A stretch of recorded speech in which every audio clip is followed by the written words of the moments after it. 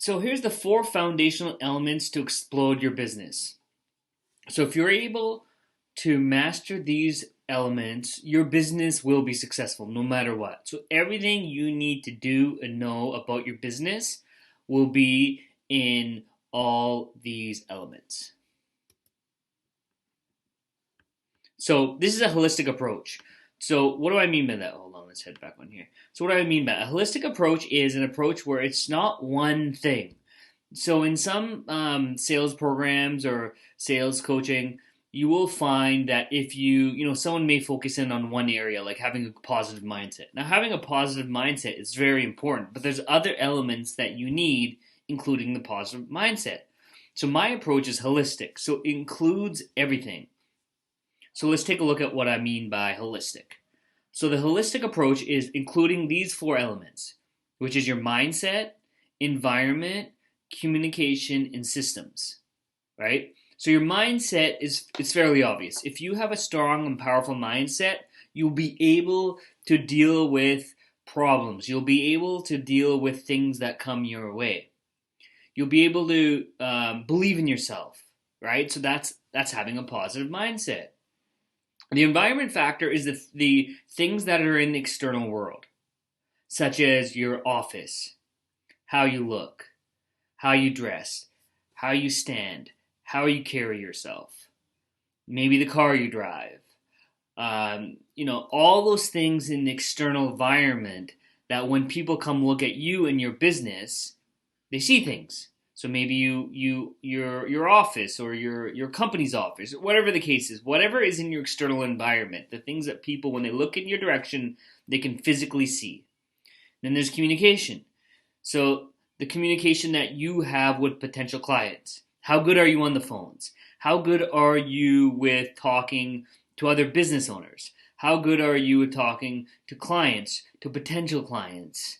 So that's the communication quadrant. And then there's systems. So systems are things such as your calendar, CRM, mail, your email, apps that you have on your phone. So as you begin to see, once you start looking at all four of these quadrants, you'll begin to see that everything you need in your business will be in one of these quadrants. And one quadrant you're really strong in, and one quadrant you're really weak in. And we'll get into that a little later on. But the stronger you can begin to get in all four of these quadrants, you will begin to set yourself up for success. So now I'm going to go over each quadrant. And when I go over each quadrant, I'm going to let you know what makes up each quadrant. But then most importantly, we're going to look at what are potential weaknesses in that quadrant. Now, why is that important? Well, it's important to know what the weaknesses are in each quadrant is because when you know your weaknesses, you can begin to grow and get stronger. It's kind of like if you know what area of your body is weak, if you're going to go work out, and say you have weak biceps, well, go work those biceps out. Do exercises that are going to make your biceps stronger. And then you'll have stronger biceps. Maybe you got to work your back. Whatever the case is, you want to make everything balanced.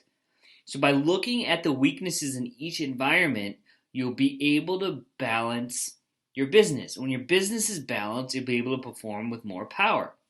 So let's take a look at the first quadrant. So here are the breakdowns. So the first quadrant is the mindset quadrant. So what do we want to do? We want to take a look at what the elements of this quadrant are so you can begin to notice when you are working in this quadrant. So your thoughts, ideas, opinions, motivations, intentions, perspective, values, and worldview, right? So we all have an opinion about life, about business, about whether you can do something, you can't do something, whether you're motivated, what your intentions are, all those things. So those are some of the things that make up your mindset quadrant. Also, your relationship to the product and service you are selling. This is very important because you got to realize you have a certain relationship to your product. So whether you believe in your product, you don't. If you believe in your product, it's going to be easier for you to sell things, right? So let's say you're selling real estate, for example. If you're selling real estate and you believe in the power of real estate and you believe in yourself and the service that you're providing, you're going to have a much easier time selling. If you don't believe in yourself, you've lost half the battle, because not only are you trying to let the person know, the person that you're trying to sell, they got to believe in you, but they won't believe in you if you don't believe in yourself. So it's very important to practice and to have certain confidence in your product and in your ability to serve your client. Your relationship to performance and taking action. So we have a very unique relationship to performance and taking action. See, I work with a lot of people, and they think they're acting, but they're not. I've coached thousands of people all over the globe for the past decade, and what human beings do, and I know this because I'm a human being and I have to practice, is we live mostly in our head. We think we're working, but we're not. We spend a lot of time about thinking, should I do this? Oh my God, am I good enough? Am I this? Am I that? Am I that? All this time you're stuck in your head, but you're not acting. If you get clear that actions produce results, you will be successful. But you got to have a certain relationship to performance and taking action. If you have a relationship that it's easy and fun, well, it'll be easy and fun and you'll act. If you have a relationship like this is a lot of hard work, oh my God, I can't do this, and then all that mental chatter, you won't act. You'll spend more time thinking about it. Then there's a relationship to yourself, which I kind of touched on a second ago, but you must have a strong relationship to yourself. You must believe in yourself. Because if you believe in yourself, no matter if obstacles come your way, you'll be able to overcome those obstacles.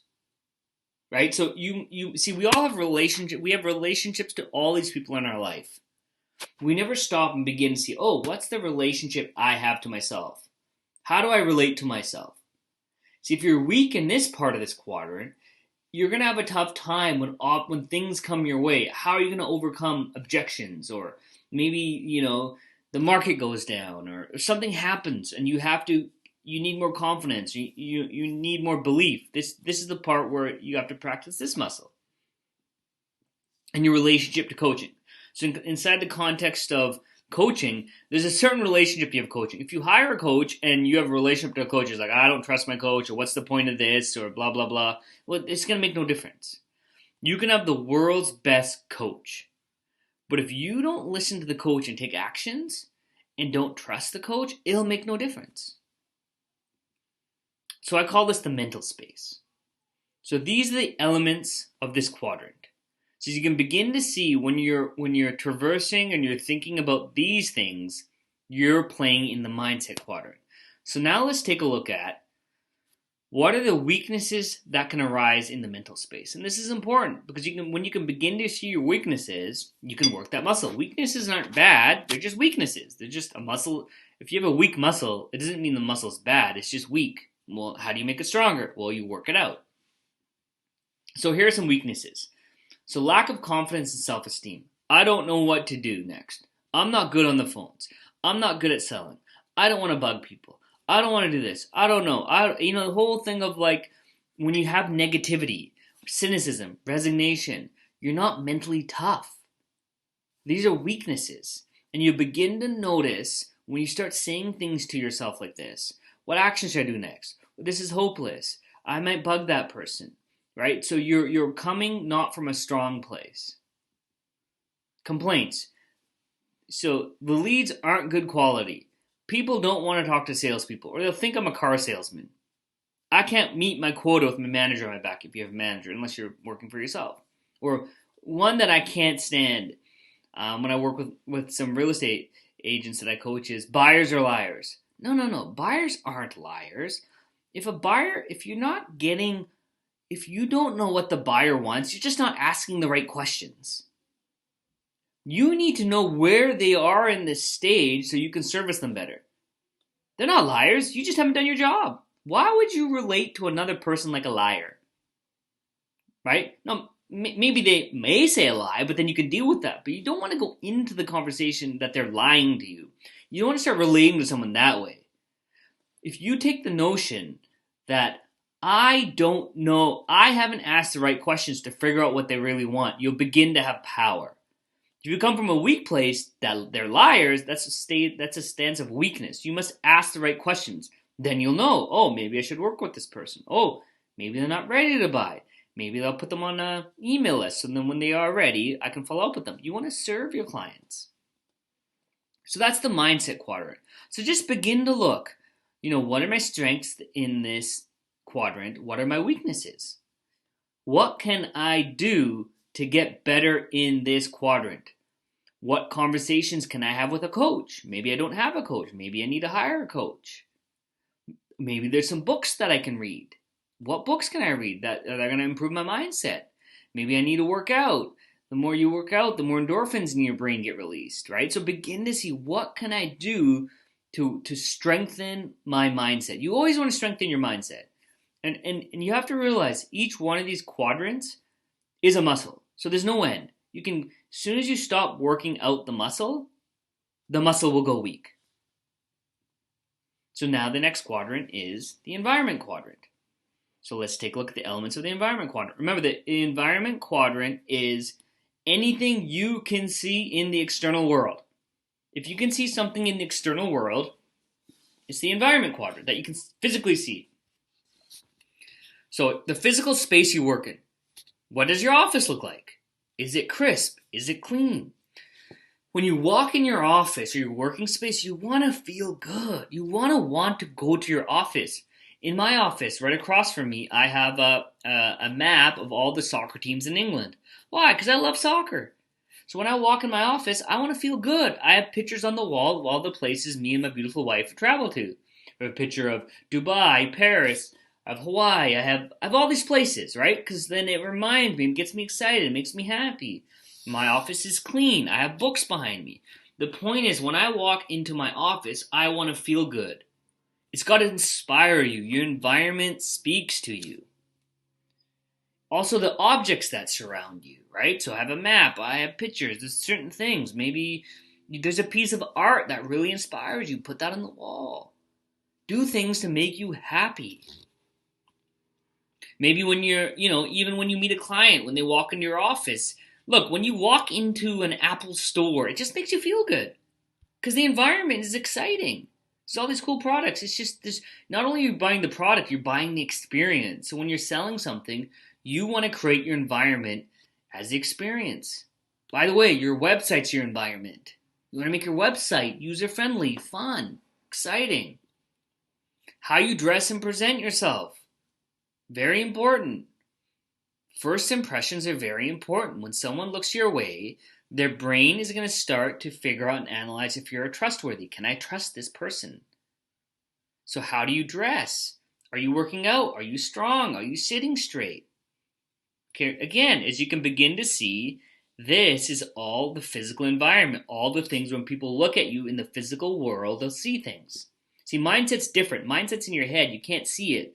This is physical. You can see. Your body language.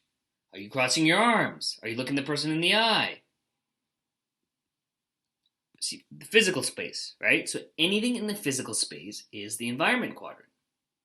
So now let's take a look at some weaknesses that can arise in this quadrant. Your office or desk is a mess. You walk in, it's scattered, it's all over the place. Imagine your desk is a mess. You're done work, and the next morning you walk into that mess. Look, your brain, whatever goes in comes out. So if you walk into a mess, how's that going to affect you? You're not going to be excited to work. You're going to be dealing with your mess. So begin to practice cleaning your desk and your office. It make you feel good. Your paperwork is a mess. If you've got paperwork all over the world, you're not going to be all over the place. You will not be able to think straight. Your inbox is full of unread or unresponded messages. It's just going to clutter and fill your box. You won't be able to think. You'll just see message after message after message after message. You may even begin to lose messages in between because there's just so much happening there. Your personal presentation is messy. So that's the environment quadrant, right? So that's the weaknesses in the environment quadrant. So just begin to look at, okay, what weaknesses are showing up for me in this? What can I relate to that's my weakness? And then begin to look at what can you do to get stronger in that area. So the next quadrant is the communication quadrant. The elements in this quadrant are conversations with leads and potential clients, conversations with clients, conversations with your boss, manager, or sales team, conversations with your coach or trainer. So this is the relational space. These are the relations that you have. So when you speak to leads and potential clients, you're going to speak to them differently than you would with clients. You're going to speak to your boss or manager or sales team differently than you would speak to your leads. You're going to speak to your coach or trainer differently than potentially your boss or clients. And you could begin to see which area am I strong in and which area am I weak in. This is where scripts come into play. This is where practicing having conversations. This is where, you knowing your product and being able to speak it and being clear in what you have to say comes in. This is where you practice and learn. This is actually where, if you learn and understand your product more, you'll be able to speak it better. This is a very powerful quadrant. This is where you keep track of all the conversations you're going to have. You keep track of the leads and the clients and your systems. And you can begin to see, and we'll talk about this soon, how your systems will help you with the communication. Everything's connected. But the communication and the system quadrant are pretty connected. So weaknesses that can arise in this quadrant. Ineffective sales conversation, forcing, convincing, or pressuring. Hesitating or afraid to ask for the sale, not qualifying the leads. Right? So if you're having conversations where you're not asking the right questions, and because you don't ask the right questions, buyers are liars, no, you're ineffective. You don't want to force convince. You want to have conversations with people that leaves them with the ability to choose or not if they want to work with you or not. Not everyone's going to work with you. Some people will, some people won't, but you have to figure out who you want to work with. And the better you get in having your communication skills better, the better you'll get. Ineffective conversations with clients, not delivering on your promise or not delivering it on time, not following up with clients after the sale. One of the biggest problems that I find with sales agents is they don't do their follow-ups. If you don't do your the whole point of a follow-up is service. So if you come from the communication side of I'm here to serve and help people, your communication will be effective. Look, what are the things you can do to practice communication? Well, you could take a communication course. You could read communication books. You could practice scripts. There's a lot of things you can do inside of communication, but you must put your eye on communication and be like, okay, how can I be better in my communication today? Have your eye on this. Not lack of accountability conversations, not communicating with your manager, not sending performance or tracking updates, avoiding talking about your results altogether. We get messed up about results. Results are just results. You either acted or you didn't. But you must talk about them so you know where you stand. So the systems quadrant, the elements of this quadrant.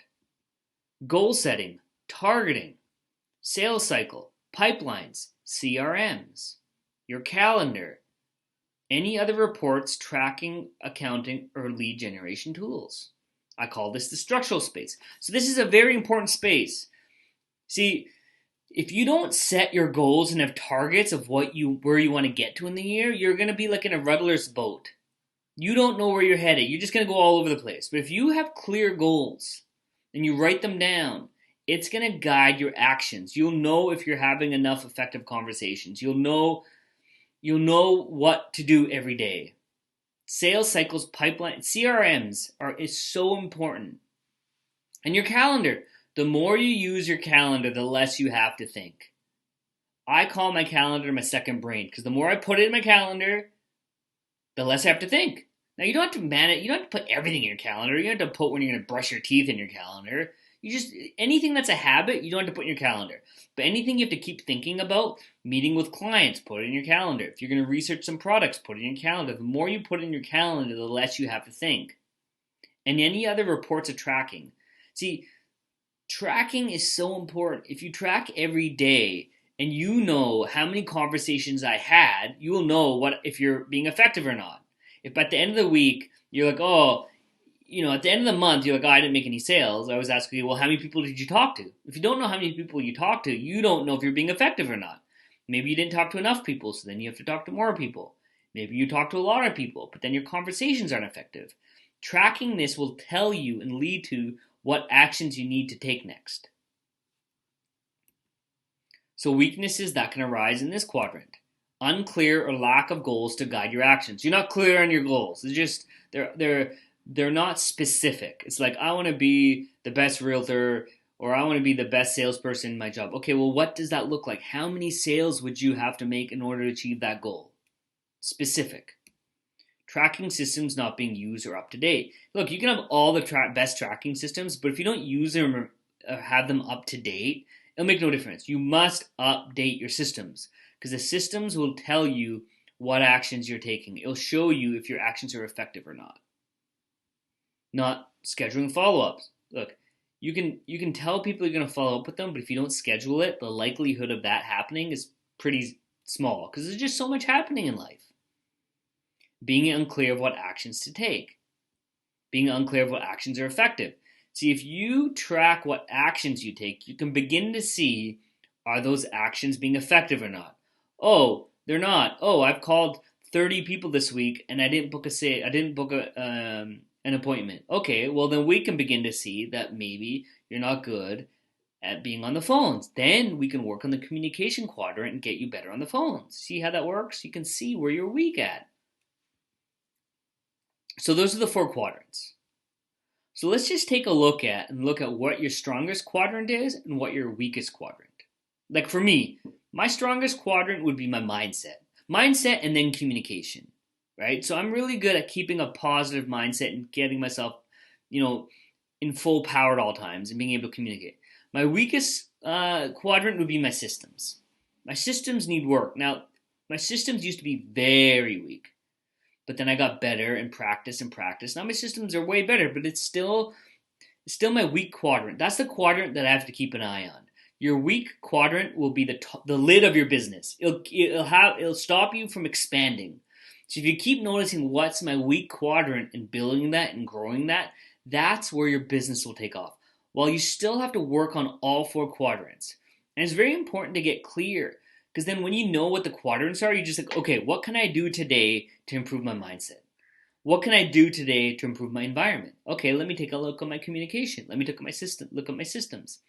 Everything becomes clear. There's no mystery to success anymore. You just begin to keep looking, okay, mindset, communication, environment, structures. Keep looking to see where you can get better.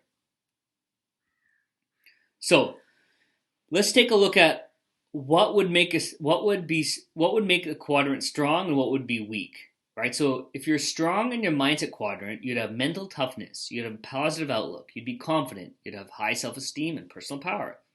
If you're weak in that quadrant, you'd be second guessing, lack of confidence, lack of belief in oneself and one's job and position.